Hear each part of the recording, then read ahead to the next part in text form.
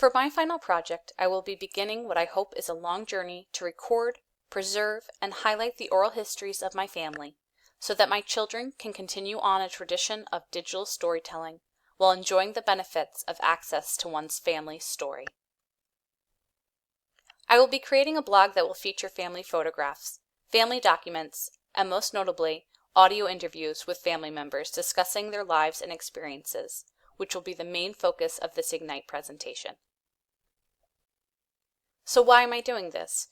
A few things happened in my life this semester.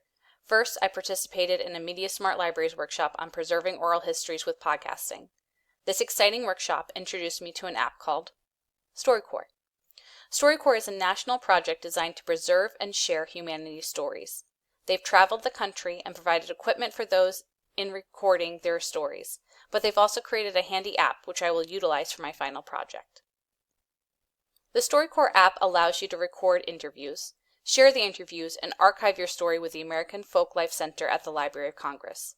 It can recommend questions, time the interview, and prompt the interviewer with the pre-selected questions. A sad thing happened this semester too. I lost my last living grandparent, my paternal grandfather, and with his passing I was reminded of all the stories I have not heard from that generation of my family. This has weighed significantly on me. And so my focus for this final project is on recording my family's stories using the StoryCorps app in hopes of capturing these oral histories for generations to come. Burgess writes on the significance of ordinary voices, and I hope to capture these stories. Because of her significant role in my life, I will focus on interviewing my mother for my project. My mother's stories and life experiences are not commercialized or written by a team of professional sitcom writers. They are her stories, and her voice is the best one to tell it. Being a part of a participatory culture, as described by Jenkins et al., means allowing for artistic expression, creating strong support systems, and believing your voice matters. By interviewing family members on their life experiences, I will allow them an opportunity to express themselves. My intention is to create this blog and begin collecting these stories with the StoryCorps app, and to eventually teach other family members the tools to also capture stories and add photographs. This will allow for more viewpoints and more stories to be told. I know there will be some teaching involved if I intend for other family members to take on the task of capturing stories. The StoryCorps app is very user-friendly, and I feel that this approach is easily learnable because it lives in a place where popular culture, like podcasts, resides happily with heritage culture, like capturing oral histories. After interviewing my mother, she asked if she could use the app to interview her brother, so I know this is something my family will be interested in, which, as Veritaseum summarizes in his YouTube video, is probably the most essential part to learning something new. And I would love for my children to continue on this work.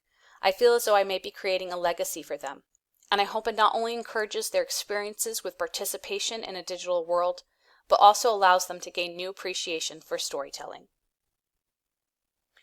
Creating a blog environment that is accessible to family members will lead to a community journaling experience. Through this blogging, we will be allowed to reflect on ourselves, our experiences, and our families. Making this collection of stories via photographs and audio recordings connects various medias, such as visual and audio, connects people, both directly through interviewing and indirectly through consumption of media, and connects my family's history to our society's culture. Identity does not occur in isolation. Though we've discussed identity in regard to adolescence over this course, the search for self does not end with puberty.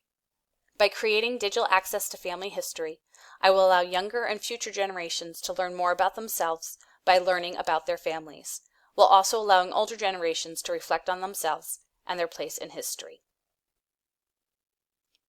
I am making this blog and recording these stories for my family and for future generations of my family, so I suspect those who view and listen to the media created on this blog will feel a deeply personal connection, which should make the experience positive.